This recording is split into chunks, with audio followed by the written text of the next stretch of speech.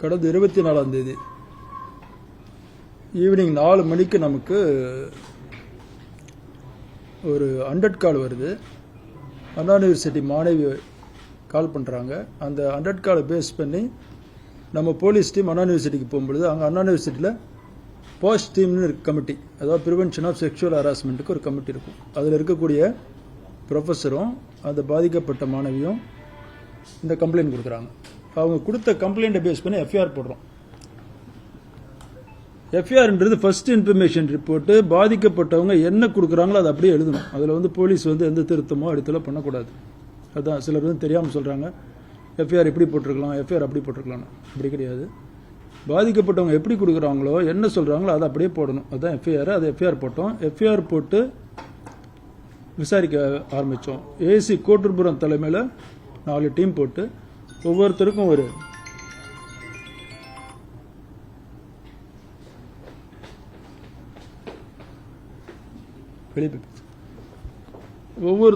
Task கொடுத்து விசாரிக்கிறோம். சந்தேகப்பட்ட நபர்களை சிலர் கொண்டு வந்து விசாரிக்கிறோம். விசாரிச்சுட்டு அறிவியல் பூர்வமாக ஆதாரங்களை சேகரித்து டவர் லொக்கேஷன் சிடிஆர்லாம் போட்டு அடுத்த நாள் காலையில் 25 காலையிலேயே நம்ம அக்யூஸ்டை பிடிச்சிடறோம்.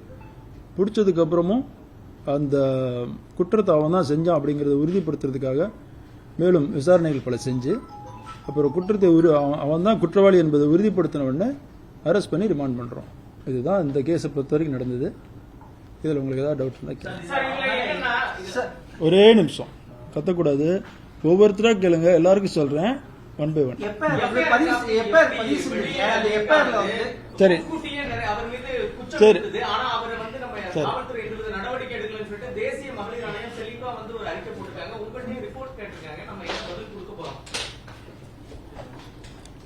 எஃப்ஐஆர் அதாவது சில குற்றங்களுக்கு, போக்சோ குற்றங்கள், அதே மாதிரி கிரைம் அகெயின்ஸ்ட் உமன் இருக்கக்கூடிய சில குற்றங்களுக்கு எஃப்ஐஆர் போடும் பொழுது சிசிடிஎன்எஸ்மாங்க.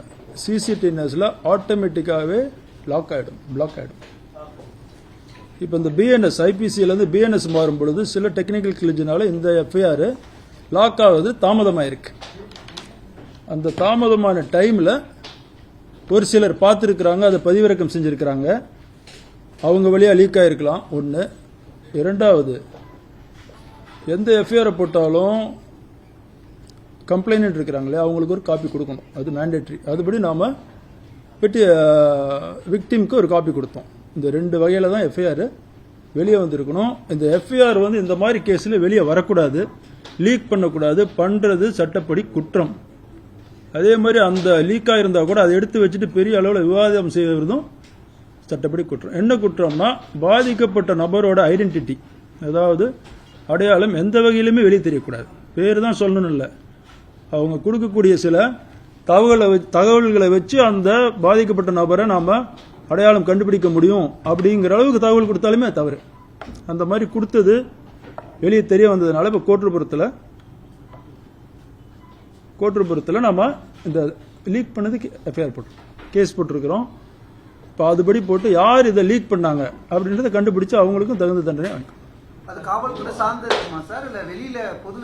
இது பொதுவெளியிலேருந்து வந்தது தான். கொஞ்சம் கவனமாக கேட்கணும், திருப்பி கேட்கக்கூடாது. எஃப்ஐஆர் போட்டிருக்கிறேன் கோட்டூர்புரம் போலீஸ் ஸ்டேஷனில் இந்த இதை லீக் பண்ணதுக்கு யாருன்னு கண்டுபிடிச்சு அதுக்குள்ள நடவடிக்கை அதை அனுப்பும். அதுக்கு டைம் இருக்கணும்.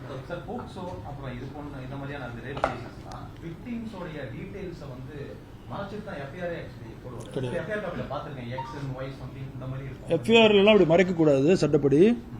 அதுக்கு அடுத்து நடக்கக்கூடிய கம்யூனிகேஷன்ல அப்படி மறைச்சு போடுவாங்க. எஃப்ஐஆர்ல மறைக்கக்கூடாது. எஃப்ஐஆர்ல மறைச்சா அப்புறம் தெரியும் விஷயம், தகவலே தெரியாதுல்ல.